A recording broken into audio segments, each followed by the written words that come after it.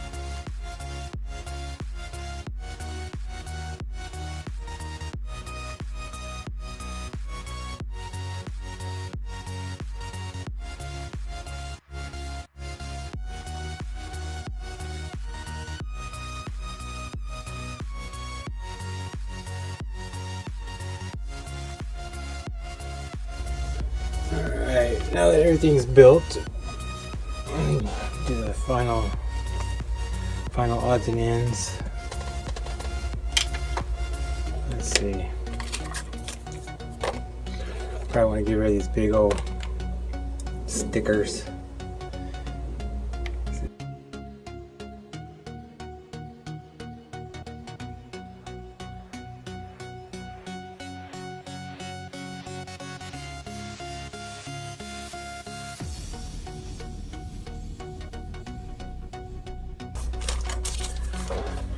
Okay, I started off with the, as you'll see in the video in the beginning, I started off, or the pictures in the beginning, I started off with my IMAX B6 clone and the Eternity charger, but I ended up going straight to the Eternity charger because chatting with some guys on the forum, they were telling me that you needed to really do these in a higher C when you discharge and charge them, or you wasn't really going to get an accurate capacity reading. So I swapped over to only using the Eternity charger, and this is what I got. From cell number 1, the discharge was 9215 and the charge was 8367. I discharged them in 2C and I charged them in 1C. Number 2 is 8636 milliamps and 8,345 milliamps. Number 3 was 9,875 milliamps and 10,032 milliamps. All of those were under 10 ohms on the IR reading. Looks like cell 1 I got 8 ohms. Cell 2 I got 2 ohms. Cell 3 I got 8 ohms. Cell 4 discharge was 8,524. Charge was 8288. 5 mega ohms. Cell number 5 I got 8,928. Discharge 8,590. Charge 5 mega ohms. Cell 6 I got 8,795 and 8025, 4 mega ohms. Cell number 7 I got 8,571, 8,297 with 9 mega ohms. That was the highest one I got. Number 8 in the last cell I got 8,328 mega ohm or milliamps discharged, 8040 milliamps charged with 3 mega ohms. So I'm pretty sure those were all good numbers. I'm not an expert, but I know typically those are good numbers.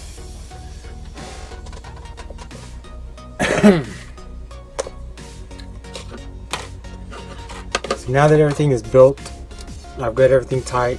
The only ones you really have to worry about is later on if you apply power cables. I've actually got some lugs,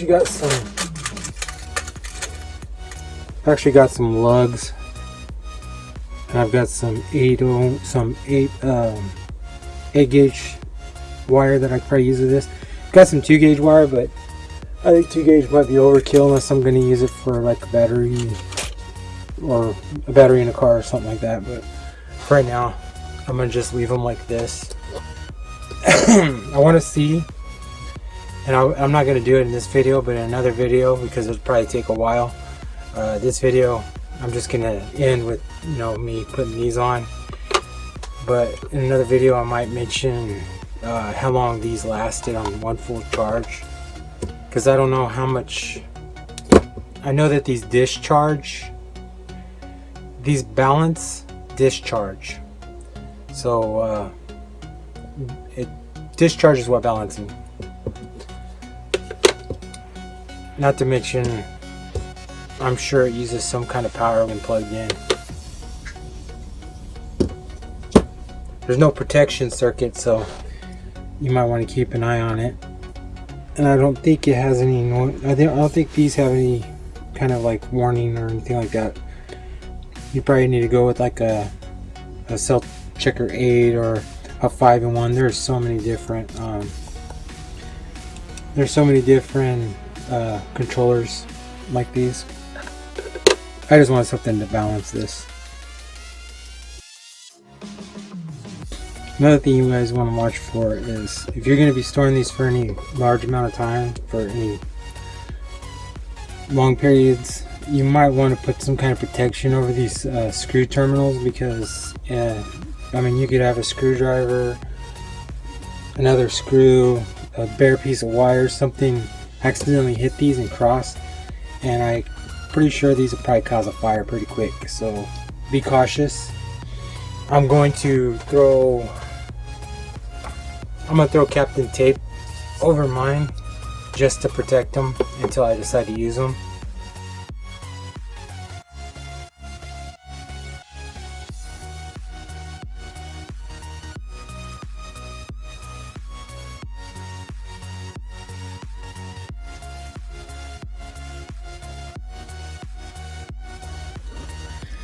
Okay, so I'm thinking about placing these right here.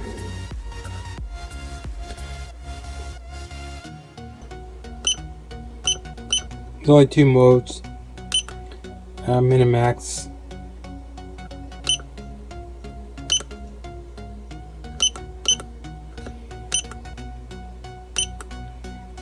Voltage, max voltage, minimum voltage, and then all of them. You just scroll through them.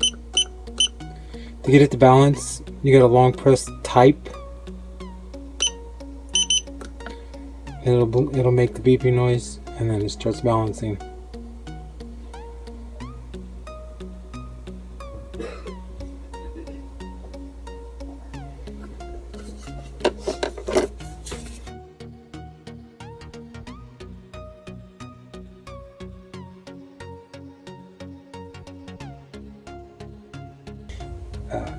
But here they are. So far I'm quite impressed with the power. I'm not really 100% sure what I'm going to use it for. I have a few ideas floating around in my head. For now, I just want to kind of test them. I want to check these balancers out. I might try a balance charge. I might try a discharge. Not really too for certain yet, but for right now these are complete until I'm ready to work with them. Unfortunately, these don't have an off button, so if you're done with them, you gotta unplug them or disconnect the negative, whatever's easiest for you. But that's them. For the rest of the video, we're gonna do a time lapse. So here's a time lapse of these balancing.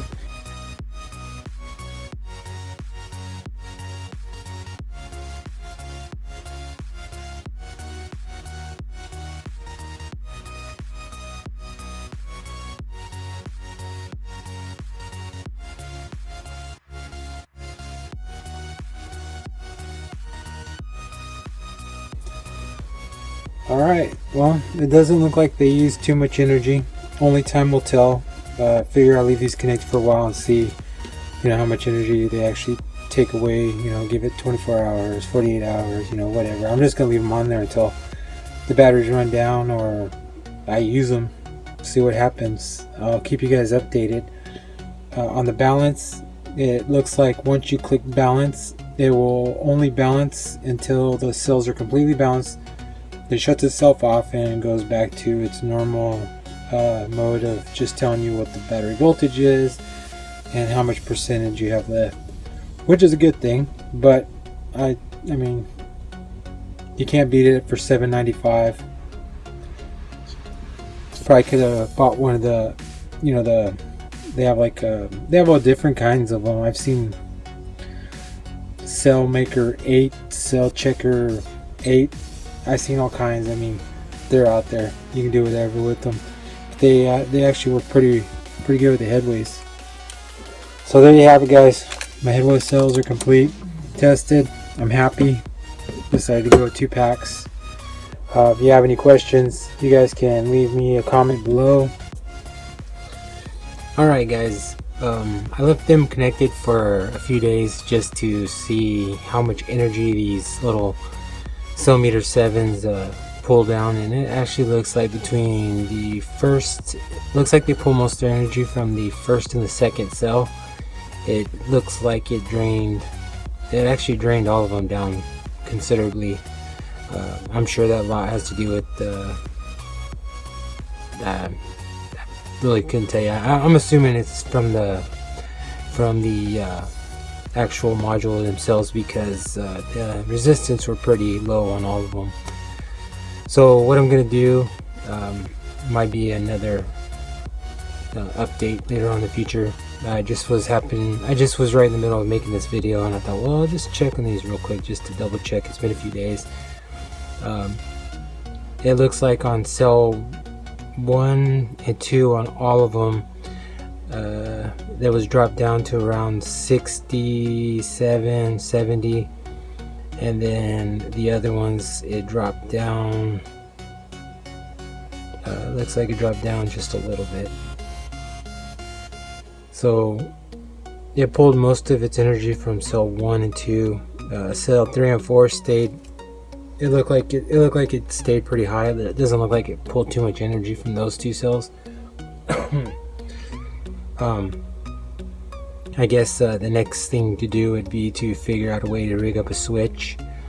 But I guess going forward, I'm going to go ahead and throw these on a charger, and I'm going to balance charge them back up to their full charge, and then I'm gonna leave them alone for another few days. I'm gonna come back and check them again to see if there's any change in the voltage like this was. I highly doubt it, not with the resistance I was seeing. So leaving these connected is not really too good, not really a good thing, because, you know, they'll deplete the battery pretty quick. I just wanted to give you guys a quick update at the end of the video. So yeah, they balance great whenever they're close, but whenever they're further apart, the capacities on these are too high. I bet you it'd take a good 8 maybe 12 hours for them to balance out, and I bet you by then there's a good chance that they'll drain the battery down even further. So I'm gonna throw these on the charger, balance them out, set them aside, and this time I'm gonna unplug these and leave them unplugged. And then in a few days I'll come back and I'm gonna do an update just to give you guys an update on the cells. Hey guys, just a quick note and the end to my video. When I was balancing these, I forgot that these things like to discharge rather quickly between 14.65 and well, no, it's 3.65 to 3.2. Then they kind of sit at 3.2 for the longest time, probably a good 90 to 80% of the full capacity. It's probably just the way that these discharge. So there's a good chance that these capacity checkers don't use that much current. It just uses enough current to, you know, help these drop down before they hit the 3.2 mark. The percentages on there be kind of botched because of that. You know, in reality, if they sit at 3.2 for a good 90%, I mean, there's a good chance that they're still 90% full. Just something I remember when I was discharging, I took one battery and I balanced it pretty quick. I mean, it only took, it says 2 minutes and 53 seconds. And while I was sitting there the whole time, you know, connecting it and getting it started and getting it going, it looks like this one, which I left on balance charge, is getting balanced pretty fast. So it looks like between 3.65 and 3.2, these drop in current, you know, pretty quick. Then they probably, if I had to guess, these capacity controllers would probably drop down to about 3.2, and it'd probably sit there for the longest time. It does use current. It probably uses a good amount. I mean, there's no telling. I'm gonna have to figure out a way to measure it. Right now I'm looking for tiny switches that I have. I believe I have a few that I can add to it. I'll probably put that on the first negative cable, and what it'll do is I'll be able to keep it plugged in. That way I don't gotta unplug it, plug it, unplug it. I could just leave it plugged in, and then each time I want to, you know, check out the capacity or where they stand before I use them, I could just, you know, turn them on real quick. I don't know if that's, you know, good practice. I don't know if that's something you should do, but I'm just gonna do it just for just because I can. So anyways, just a quick note, something I forgot all about was that little, you know, 3.65 to 3.2 mark where these drop down pretty fast, and they kind of sit there at 3.2 during the discharge process. Most of you guys that have tested these cells know exactly what I'm talking about. Those who haven't, you might see that whenever you decide to test your cells, and it might kind of freak you out. But yeah, it's just the behavior of these cells. Anyways, this is the end of my video. I'm gonna balance charge these all the way, and then I'm gonna let them sit in my little area for a little while, and then I'm gonna come back and check them in a few days. I might give you guys an update during another video, just to let you know how these did. Of course, you'll see them again. I'm sure I'm gonna use them in another project. But for now, thanks for watching. Please like, subscribe, and share, and I will see you on my next video.